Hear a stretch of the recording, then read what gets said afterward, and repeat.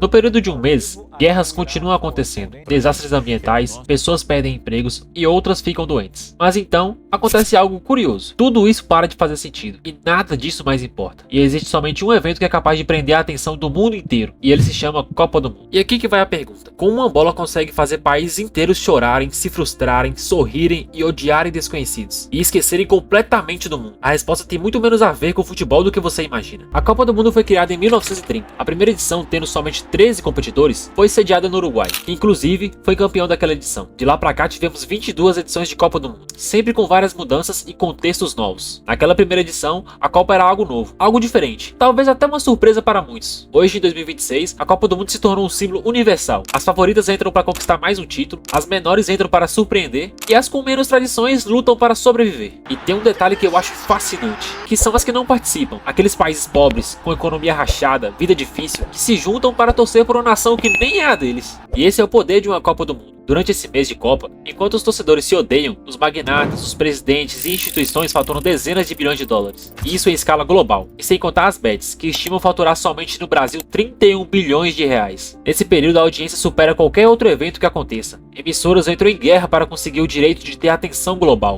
Empresas investem milhões, seja em produtos, em transmissões, em anúncios e em estruturas. O jogo não acontece apenas dentro das quatro linhas. Ele também acontece nos intervalos, nas propagandas e até mesmo nas redes sociais. Você já reparou como durante esse período, praticamente todas as grandes marcas parecem falar de futebol? Não importa se elas vendem refrigerante, bancos, carros ou roupas. De repente, todas querem estar ao lado da emoção de um gol, de uma comemoração ou de uma classificação histórica. E isso acontece porque empresas não compram apenas espaço para anunciar, elas compram sua atenção. Você provavelmente já ouviu a expressão de que tempo é dinheiro, e durante uma Copa do Mundo ela faz ainda mais sentido. Aqueles 3 minutos de várias propagandas que aparecem no meio de uma pausa para hidratação podem parecer insignificantes enquanto você espera a partida voltar, mas, sem perceber, o seu cérebro já familiarizou aquele trecho, e é justamente por isso que as empresas pagam bilhões para aparecer nesse momento. Elas sabem que quando uma mensagem encontra uma emoção tão intensa, a chance de você se lembrar delas depois é muito maior. A FIFA vende direitos de transmissões por bilhões de dólares, justamente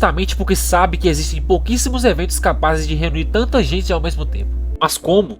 Como um torneio pode ter tanto poder assim? Enquanto bilhões de pessoas acompanham uma disputa, seja do próprio estádio ou da TV, o restante do mundo continua exatamente igual. O que muda é somente o nosso foco. E talvez seja esse o verdadeiro poder da Copa do Mundo. Em 1945, George Orwell, escritor, escreveu a seguinte frase: futebol é uma guerra sem tiros. Se essa frase ecoar alguns segundos pela sua mente, você vai se perguntar: como disputas conseguem exercer tanto poder sobre nós? Eu consigo te dizer que a resposta está no meio da pergunta. A palavra é disputa. O futebol é uma guerra sem armas. E o nosso cérebro ama rivalidade, inimigos, heróis, vingança e desfecho. Se você já jogou bola alguma vez na sua vida, você vai se identificar. Você e seu melhor amigo, seu irmão de verdade, são chamados para jogar aquela peladinha de final de semana. Ao chegar lá, ao tirar o time, seu melhor amigo infelizmente cai no outro time. Você sabe que ele é tão bom quanto você, e aquilo muda o cenário totalmente da sua amizade com ele. Durante aquele período da partida, durante esse jogo, você esquece que tem um amigo. Divididas fortes, tentativa de drible humilhante e raça o tempo todo. Tudo isso para você sair à frente daquele amigo que era seu irmão minutos antes. Ao acabar o jogo,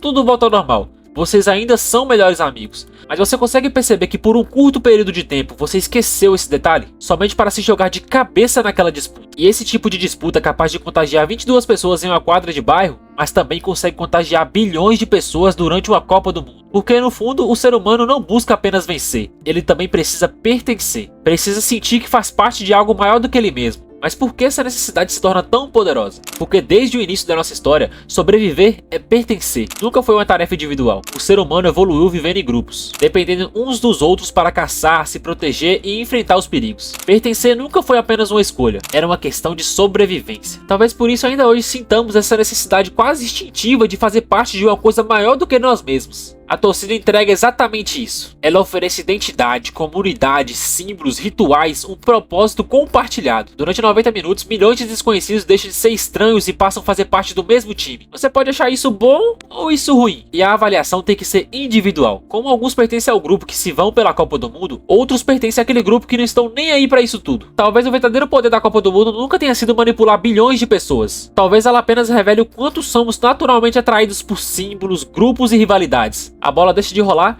mas a necessidade de pertencer Competir e defender um lado continua fazendo parte da natureza humana. Independente do que seja, só acontece de 4 em 4 anos. E eu particularmente amo tudo isso que envolve Copa do Mundo. E você, qual a sua opinião sobre isso? Se você gostou desse vídeo, deixa seu like e se inscreva para acompanhar os próximos vídeos.